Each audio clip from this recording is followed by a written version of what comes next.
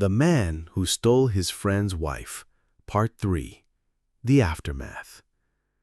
As Kwame stood at the devastating crossroads of his life, he was most of the time lost in deep thoughts. Should he try to fix what shattered beyond recognition? Or should he walk away from the woman he once adored, the brother he once protected, and the life he thought was real? Weeks turned into months. But for Kwame, time didn't heal. It simply reminded him of what was lost. The man who once lit up every room with laughter had become a ghost in his own life. He barely spoke.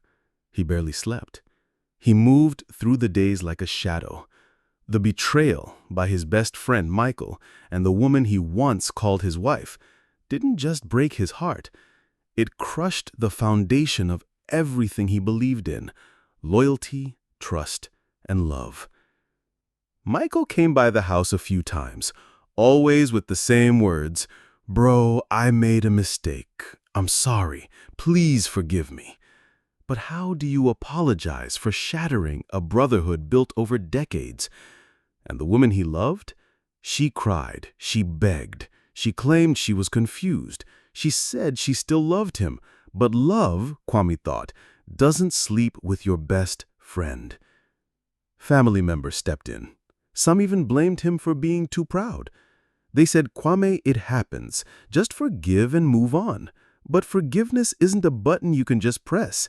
It's a bridge, one that needs to be built on truth, remorse, and time. Increasingly, it was becoming clearer to him that this bridge had collapsed before construction could even begin. Finally, Kwame made a decision. Quietly, without drama, he packed his bags, took only what he needed, and walked out of the very house he had built from scratch, brick by brick, with love and with dreams, with his wife. He left it all behind: the betrayal, the memories, the echo of laughter now laced with pain. He didn't run. Rather, he chose distance. He chose healing, and he chose himself as well. Far away, in a new city, Kwame started life all over, not as a victim, but as a survivor. He opened a small food joint, a dream he had been nurturing for years. People patronized his joint not just for the food, but for his calm energy, his quiet strength. He made new friends, the kind who didn't pry but stayed within their limits, the kind who respected his silence and didn't gossip about his past. In the stillness of new mornings, he found clarity. In the peace of watching sunsets alone, he found meaning. And in the kindness of strangers, he found something he thought he had lost forever: hope. And then, slowly, something beautiful happened. Not overnight, not with a loud bang, but gently. He found healing, he found growth, and he found strength. Kwame wasn't the same man. He became better, not because he forgot the pain, but because he refused to be trapped by it. He learned that walking away doesn't necessarily mean that you are weak.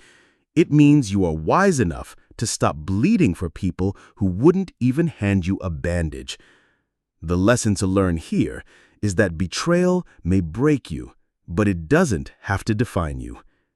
Kwame learned that peace is found in the life you rebuild without the people who broke you.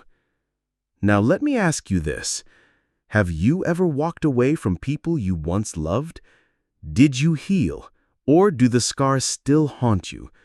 Drop your story below. Someone out there needs your truth more than you know.